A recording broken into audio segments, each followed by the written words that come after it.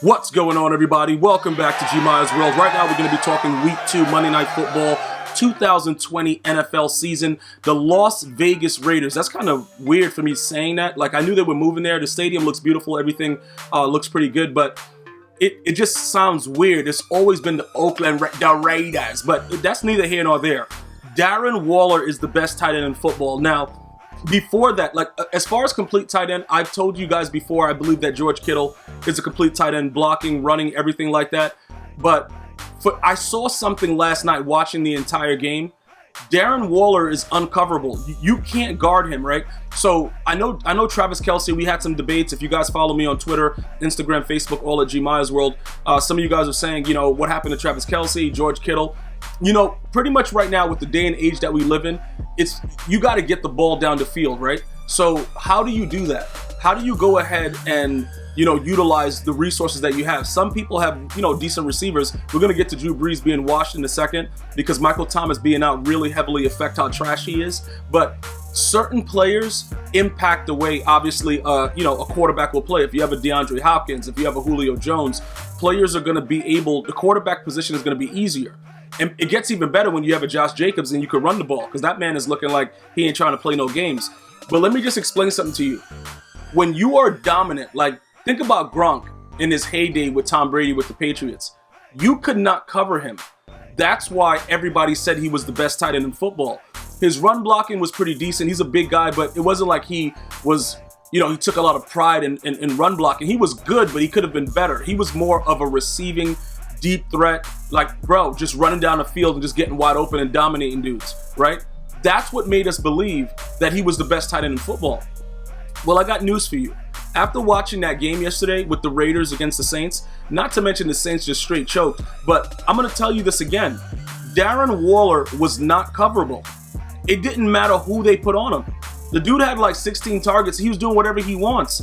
If he continues to build that confidence, that's a 6'6" man that's just running around that was on a practice squad before the Raiders signed him. He has a very, very interesting story. If you guys go back and take a look at the history of him and how he got to where he is right now, he had issues with substance abuse with the NFL. It's a very, very beautiful story, and it just shows you, all of us, when we apply ourselves, what our capabilities can be. And I love his story, but getting into it right now, I'm going to go and we're going to take a look at the Saints first, right? Look at their receiving. Without Michael Thomas, Drew Brees didn't know what to do. He was throwing Stevies. He's like, yo, I'm blind, bro. I can't throw a slant. Like, it was really, really bad. So you got to see that he has to run forward and like punt the ball like it's a shot punt. Like he doesn't have it right now. And Michael Thomas was able to pretty much hide that because he would just throw a slant for 3 yards and Michael Thomas would take it for 6. Now we're able to see, like, all right, Drew Brees, his arm strength has been questionable over the last couple of years. Now it's just like you're just exposing him and you're seeing like, all right, this guy right here has the arm of a baby. So we got to figure out exactly what we need to do in order to lock him up. And the Raiders, to their credit, they played the perfect type of defense. They had guys in the middle just chilling. Like when he threw the pick to the linebacker, bro, like they're just shading around, just hanging out because they know he can't really go deep. You see what I'm saying? Like when you have that advantage, why do you think Patrick Mahomes is so dangerous? Because he can throw the ball 70 yards at a clip. You got to cover everything. It's nothing you can really leave open. But when you play Drew Brees, you're not really worried about him throwing the ball 70 yards down the field. You can kind of, condense yourself and see what's going on. So when you look at the receiving, Alvin Kamara, Traquan Smith, you see these guys, you see their targets. They can't really utilize their tools, and Emmanuel Sanders was a big bust for a lot of people in fantasy. Let me know in the comments if you had Emmanuel Sanders in fantasy. I saw all kinds of bad things about him throughout the time that the game was being played. I don't know what he was doing. Everybody thought he would step up because the injury to Michael Thomas, but it wasn't that situation. But when you look overall at what Drew Brees was able to do, he doesn't look the same.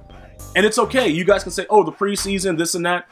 This is a very terrible loss early in the season for the Saints because nobody saw this. But to the Raiders' credit, they didn't look that bad. Like usually the Raiders are like, whatever, bro, these dudes suck. It wasn't like that, dude. Like these dudes were balling like they ready to come out and show dudes what it's all about. It's a very, very interesting thing, right? With Derek Carr, we're going to go ahead and take a look at his stats and everything. when you work it like that, right? When you guys actually understand all the things that he's been through, when he got injured, when he was like pretty much on the MVP tier, it's something that many players don't come back to that form. It's sort of like what we're dealing with Carson Wentz right now. You get a major injury and then you come back and you're never the same guy. It took Derek Carr a couple of years, but now he looks pretty decent. All right, it's something to where it's like, okay, dude, this guy can actually ball right now. And Darren Waller made it a lot easier for him. 16 targets, 103 yards, 1 TD. But what they don't show you is how even when he missed the pass, or certain times when Malcolm Jenkins made a play, it was so many different defenders they were rolling to him. They could not guard this guy. It was nothing they can do. The dude just pretty much ran amok, and it was like you just had to sit there and see what was going to happen. And that made it very, very exciting for me. Okay, now when you think about it, what other tight end right now in the NFL is that number one target that the QB is always looking for? I'll wait. There really isn't another one like him. So because he's getting all these targets, because of his size, because of what his capabilities are, and he's sober, like this guy's ready to go, like he's seeing his talents. This is dangerous.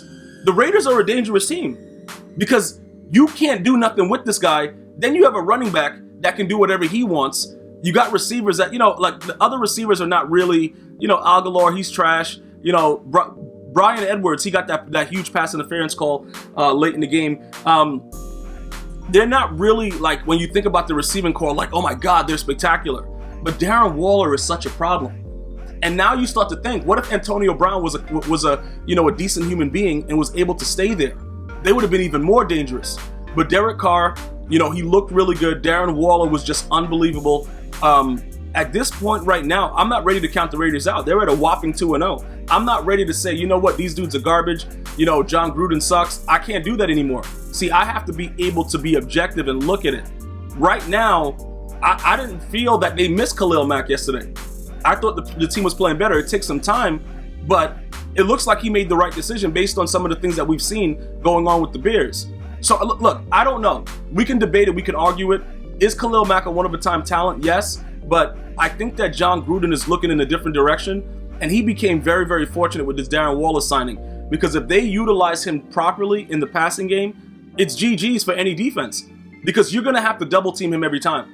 And it's you can put a safety, whatever you want to do, you're not dealing with this guy. In my opinion, he's the best tight end in football. I can't wait to hear what you guys have to say about it. Also, Drew Brees is washed. I don't expect anything other than this being his last year. Until next time, one love, y'all.